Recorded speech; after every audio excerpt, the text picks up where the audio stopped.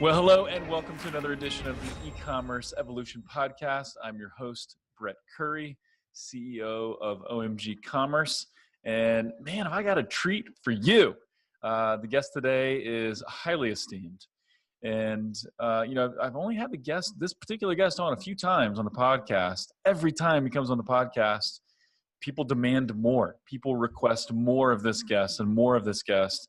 And so I'm breaking down and I'm saying yes, and I'm getting this guest back on the podcast. But that is my business partner, co-founder of OMG Commerce, Mr. Chris Brewer. Chris, how's it going, man?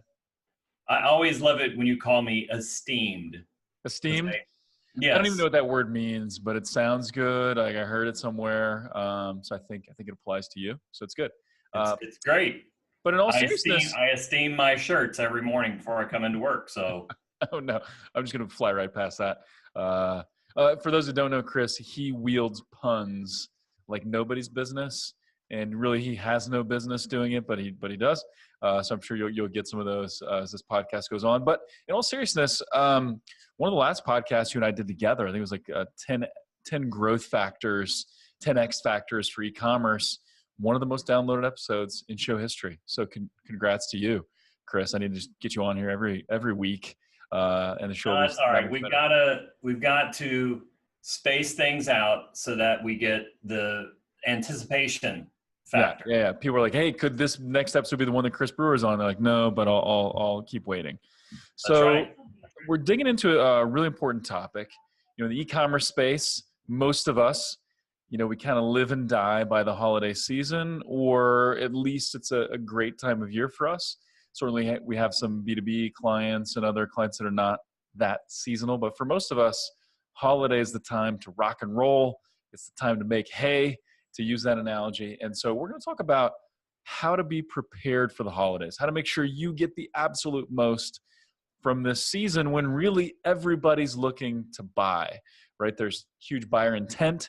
Basically, everybody on your site is looking to buy something, and all that buyer intent is condensed into that shopping window. So it's a beautiful time to make a lot of money and to grow your business. But how do you get prepared? And so we're going to break this down. We're going to talk about different ad campaigns. We're going to talk about several different channels on how to prep, and just giving you tips and insights that we've seen from our years and years in business, what we've seen from other successful e-commerce companies. And so with that, let's dive right in. So I want to start with Google Ads, and I think this is an appropriate place, Chris, because we've been known as Google Ads agency for a long time. We're a premier partner with Google, and so this is what we've done for decades at this point, collectively and individually. But let's talk about a few things. So as we're moving into this holiday shopping window, everybody's buying.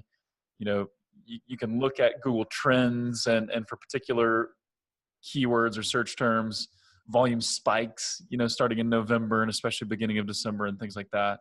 So how do you get ready? How do you make sure your campaigns, your search ad campaigns are ready for the holidays? And so just a couple of tips here, because I know for you, Google Ads may not be the biggest source of traffic. So we're going to be talking about a lot of different channels here on the podcast. But a couple things to keep in mind is one, make sure your branded campaigns are maxed out.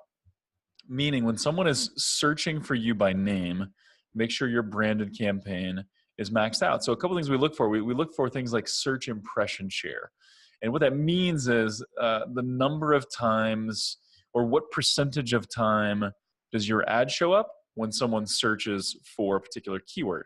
So you can imagine if it's someone searching for you by name, you want to show up like 100% of the time or close to it, because you want to be visible every time someone searches your name. Around the holidays, this is critical, one, because everyone is wanting to buy, but two, because that's the time when your competitors may try to sneak in and bid on your name. So be watching your brand campaigns, look at the search impression share, make sure you're maxed out on budget. You don't want to miss opportunities or have a competitor swoop in and potentially disrupt a sale or steal a sale because your branded campaigns are not maxed out. Now, yeah, Chris, one thing on that, Brett, that I take a lot of the inbound inquiry calls around here, and like you said at the top of the podcast, we're going to be talking about some other kinds of traffic. So one example of that is we get a lot of people that call and they're wanting to talk about Google because they're only running on Facebook and Instagram, for instance. And they'll say things like, well, I have a little bit of Google running. I got like my branded campaigns running, but I kind of keep those at a low budget because of these factors, or they just don't check on it that often. And if you're one of those folks out there, take Brett's advice on looking at those brand campaigns, making sure that you've got plenty of budget available in there, because as you're ratcheting your spend up on those other marketplaces, it's automatically going to pass through to Google. And if you've left your branded campaign budget on this kind of maintenance level budget and missed that, you could be missing out on quite a few transactions. Yep. As those search volumes in some cases for some keywords, search volume doubles or triples or goes up 10x. We've seen that for things like gift keywords and things along those lines. So gift for 10-year-old, things like that. Those searches spike by up to 10x, around the holidays. Your branded terms will increase as well. So making sure you're not limited by budget, making sure you're bidding enough to show up at the top of the page for those search terms, all super duper important. Now, another thing I would recommend is you want to look at, hey, what are my top products? And do I have top product campaigns in search and in shopping to make sure that, hey, anytime someone is searching for something category related about my product, am I showing up for that? So top products, again, you're going to want to look at search impression share. You're going to want to make sure you're not limited by budget. You're going to want to make sure you're bidding enough. So getting those top product campaigns ready is really important. Because one thing we see, Chris, is that around the holidays, your cost per click in some areas may go up by 30%, sometimes more. So you need to be ready for that. Now, the good news is conversion rates go up in step with that, and sometimes even more. So you're going to be more profitable, more volume, all that, but be prepared for higher CPCs because everybody's bidding up. And so you need to too. You need to bid up as well to stay competitive in that regard. Yeah, absolutely. And the other thing that you want to do, and I think, this seems pretty logical, but I'm confident this is overlooked, that we get so focused on what's going to happen in the 2018 shopping season that we failed to look back on what happened in 2017. What were the top sellers in November and December that maybe surprised me last year? And as long as those things are still trending or still popular and useful, you may want to make sure that you're kind of doubling down on the top products, even from those prior seasons, if it is indeed something that surprised you or maybe something that was outside the norm. And the other thing that I'd like to bring up on that as well, while we're talking about double checking, is to double check and triple check your product feed.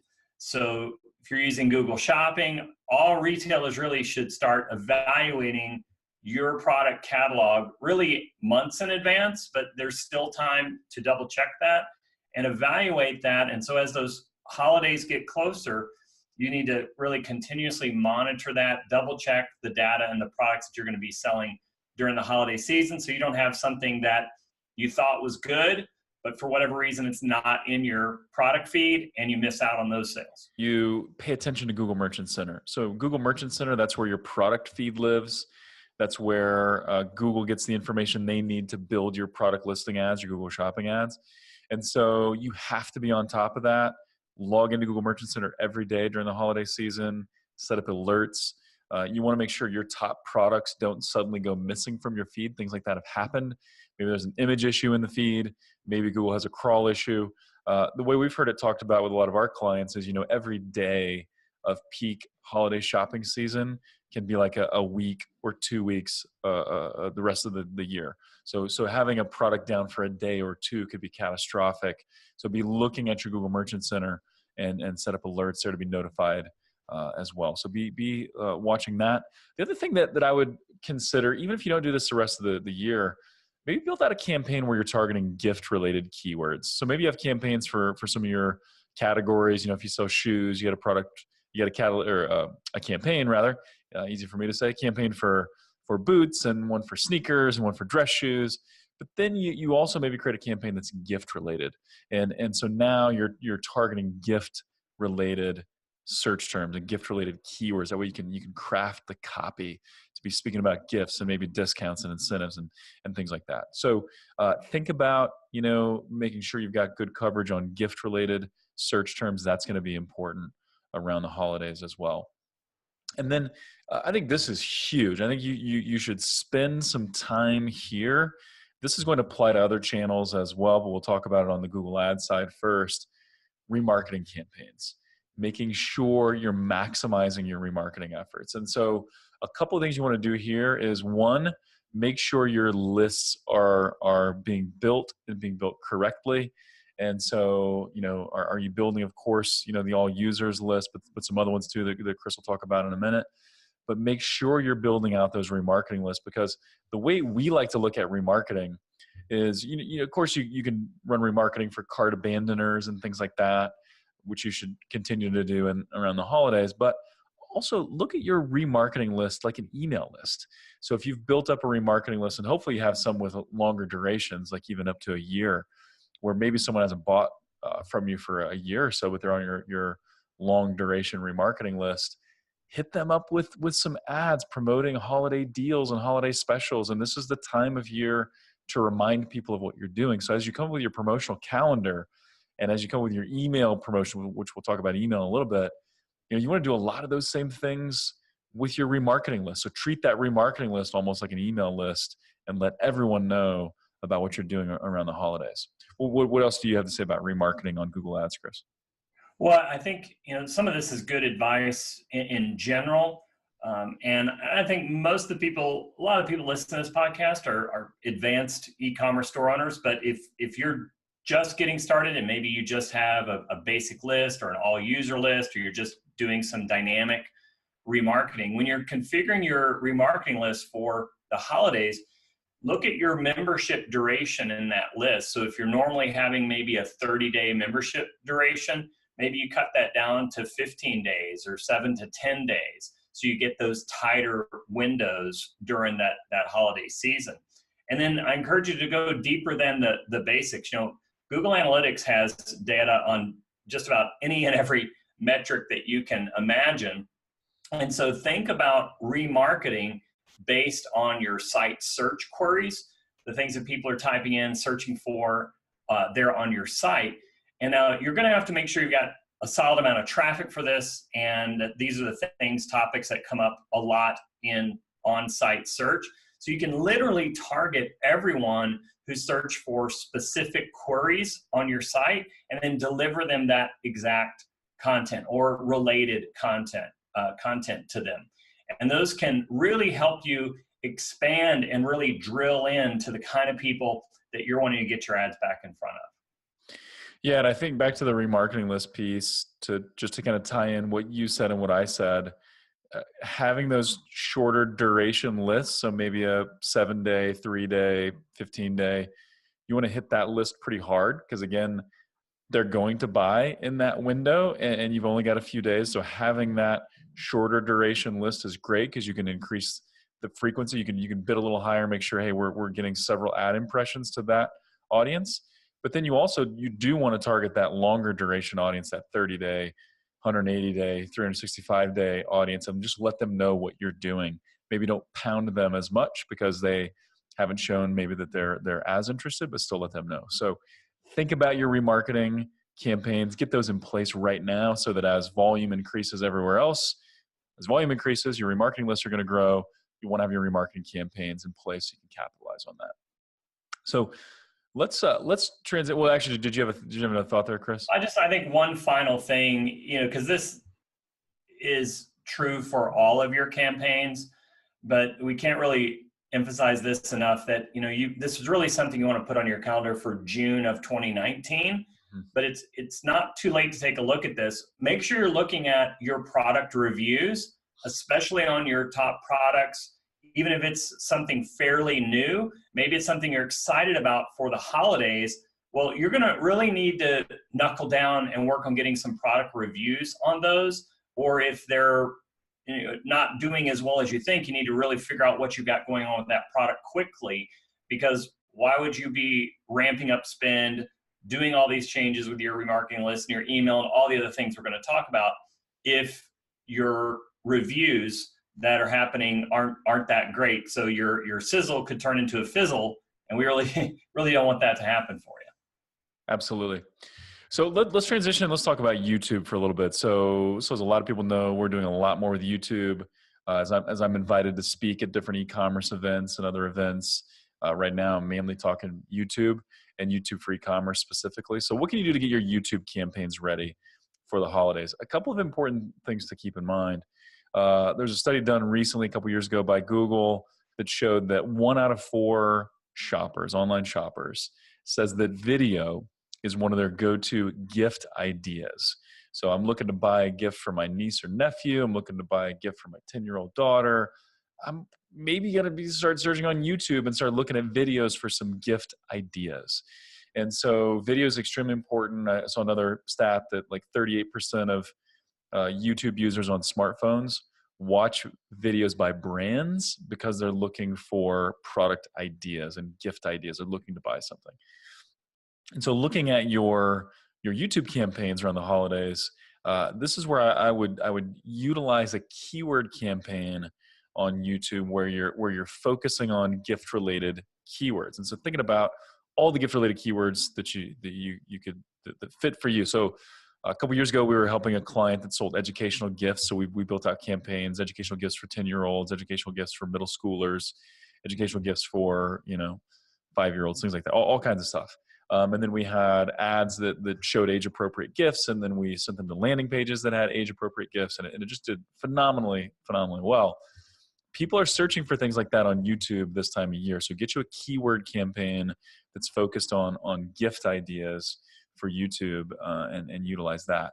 Also, keep in mind that some of the more advanced targeting now on YouTube, where you can do things like in-market audiences, so people that are in market for skincare, in the market for athletic apparel, or in the market for whatever luxury autos or auto parts. Those lists are being updated all the time, and those lists are going to grow. And so getting your in-market campaigns up and running on YouTube, now's the time to do that, so you can really capitalize on that around the holidays. And then one of our absolute favorite campaign types, and I'm still super involved in our clients' YouTube campaigns and working on some of the optimizations and stuff, even though we've got a team that also does that. Our custom intent audiences are some of the best. And so what that is, for those that don't know, is that's where you can take someone's Google search behavior. So the keywords or the search terms they type in on Google, you can build an audience of people based on what they type in on Google, and then target them on YouTube. So I don't know about you, Chris. I don't know how you use YouTube. For me, if I'm on YouTube, a lot of times I'm looking at a how-to video. I'm watching music videos, that type of thing. I personally don't look at a lot of product reviews, although I do. I'll confess. If the new iPhone's about to come out, or the new Pixel phone or something's about to come out, I'm usually nerding out about that because I like tech. So I will watch those product videos. For the most part, I'm watching music videos and stuff like that. Google's a different story, though. I'm researching products like crazy on Google. And so someone could use a custom intent audience based on my Google search behavior, my Google search history, and then target me on YouTube and be very successessful with that. Mm-hmm.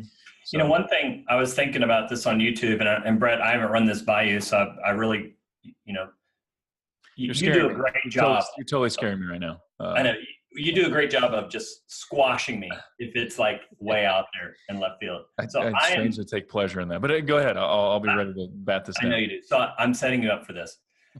So you've had her, I believe you had her on the podcast before, Molly Pittman.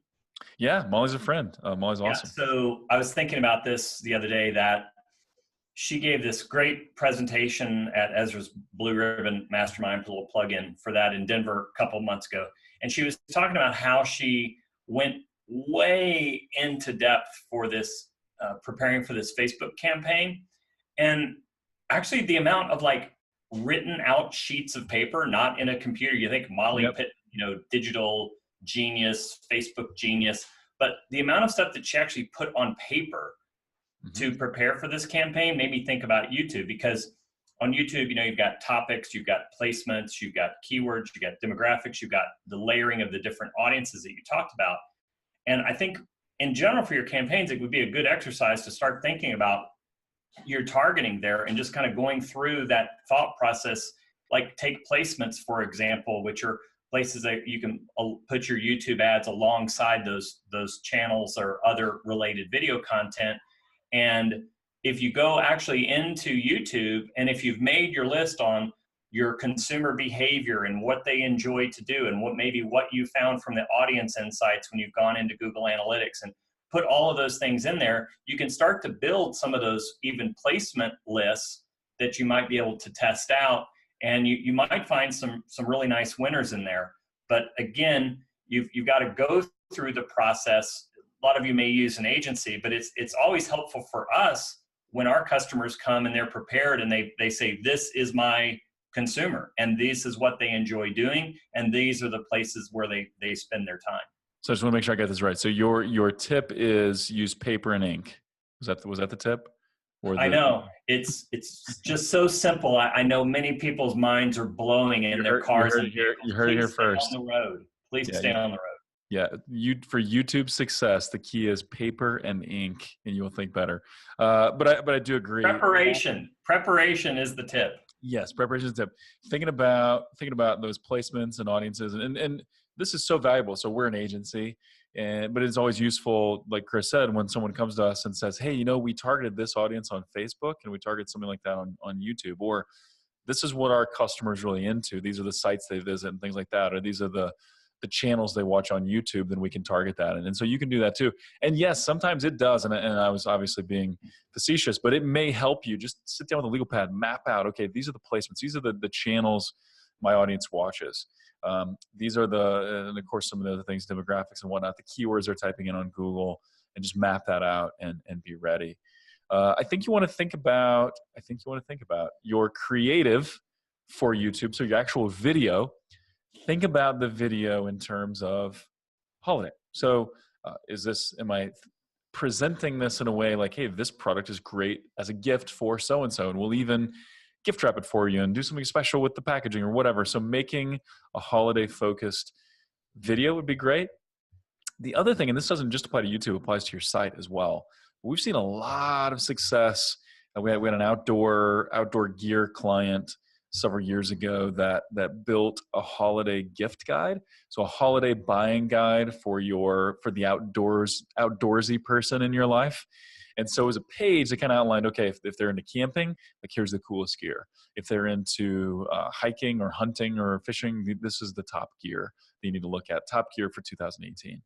And so that, Chris Brewer, would be awesome written content or amazing video content as well. And then on the video side, that's content you could try to get to rank organically, but also, and then, we're getting so close to the holidays, you want to run some paid traffic to that thing as well to really get some visibility. But I think Brett, I think the one of the biggest gifts that you can give to yourself this holiday season is actually start thinking about coming up with more than just one winning video. I'm just so surprised how many people I talk to that they might use a lot of different videos on Facebook, but they've never gone and loaded those up onto a YouTube channel. They've just left those completely off, or they just don't really know where to start for YouTube, but yet they've had great video success on other channels. So really, again, start mapping out the different types of videos. And it's really, you can match everything up with things that are already on your promotion calendar. And when you need a new video idea, just think about the last promotional email that you sent out. How could you create a video around that promotional email? It's really not as hard as a lot of people think. And there's a lot of resources where you can go and get that kind of compelling content produced very affordably. And you can just do it with your own phone as well. And a lot of times those are some of the most successful ones. Absolutely.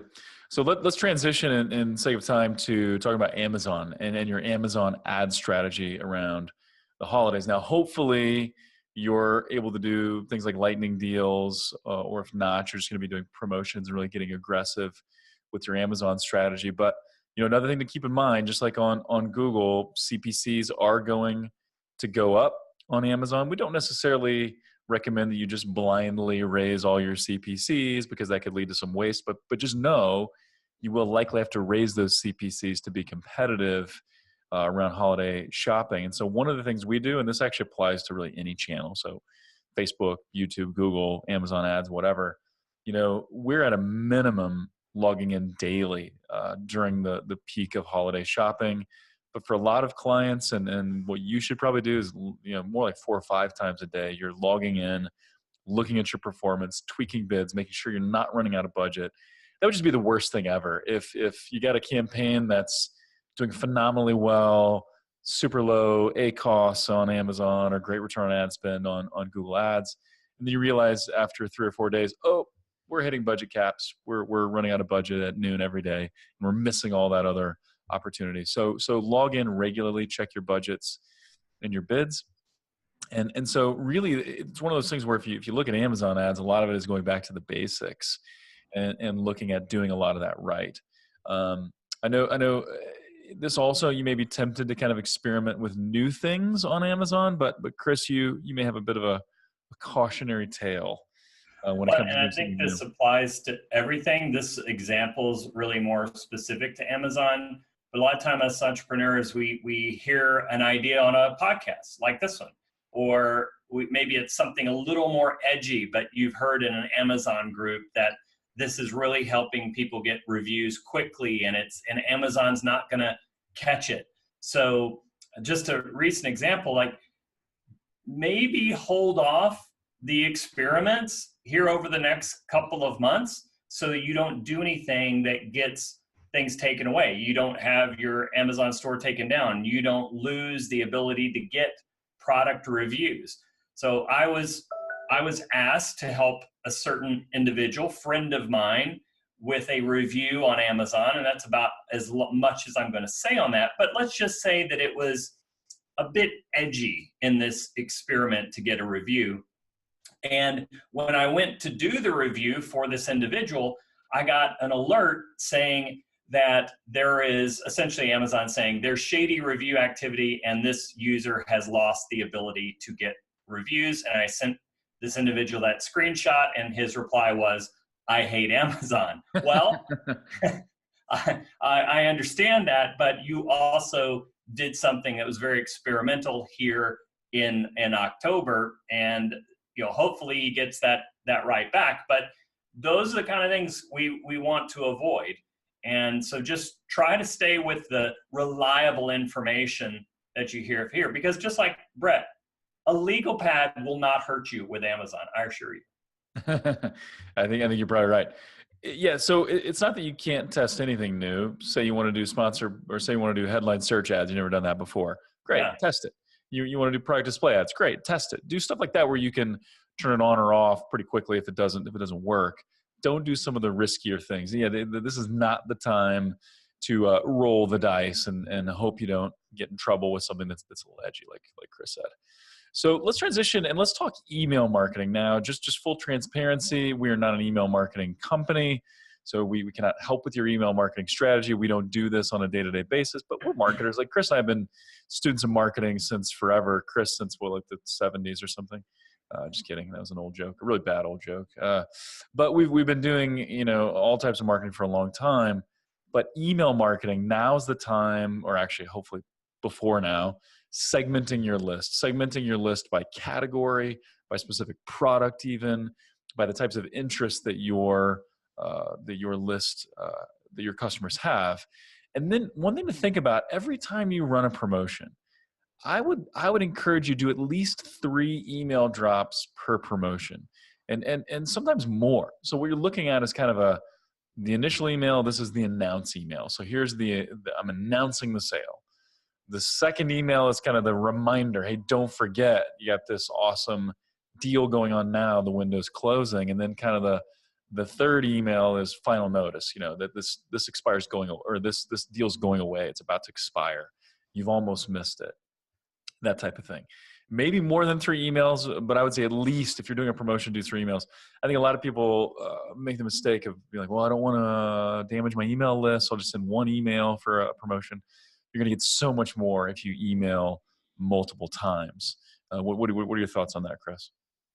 Oh, I think, yeah, you can remember back in the days when we were doing some affiliate stuff, and I was always amazed how many emails were sent out during those kind of affiliate promotions. And in some ways, you can kind of train your subscribers to wait till the last day. So I want to caution you on that too. Around the holidays, there is a study by Smart Insight some time ago that when a consumer sees an interesting email in their inbox, about half of consumers won't open it, but kind of save it for later. So don't be shy on your subject lines to let people know what the exact benefit is and how long they have to act. So if you want to say, free shipping, only 2 days, or free shipping deadline, act now, those type of things. If you can get those in the subject lines, whereas maybe other times you may not, you're going to have the potential of getting that person to open that email immediately and act, rather than them opening the emails later after the promotion has ended. And so just to clarify what you mean by those numbers, because obviously, nobody's getting a 50% open rate anyway. So it's not just that 50% don't open, it's that there's up to 50% that don't open with the intention of potentially opening it later. Is that right? They're not deleting it. They're just noticing it, like, hey, I remember I wanted to order something from that store, but I'm too busy right now. I'll come back to it later. Got it. Cool. I know you've got some promo ideas, so some email promotion ideas, and often keeping it simple is the best advice. But to run through those, what are some of your campaign ideas? Yeah, these aren't rocket science, but even if there's one of these that maybe you haven't utilized before, you might want to try that. So these are 7 simple email promo ideas. The first one, I guarantee you, probably all of us have done: free shipping. That promo, and around the holidays specifically, daily deals or flash sales would be number 2. A new product launch. And you kind of like tying into that, you could do like our top 10 holiday products or something like that, and it's a deal of the day for 10 days or something. Yeah, and maybe you can create some excitement about a new product or new gift idea. That type of thing, something that no one else has seen before, but you're going to have an opportunity to get that here with us. Deals on hot products. So people will shop and they're looking on different sites, or they're looking for coupon codes. If you're selling things that's similar that other merchants may sell, give them a deal on a hot product. Order by deal. So order based on this type of deal or this type of structure.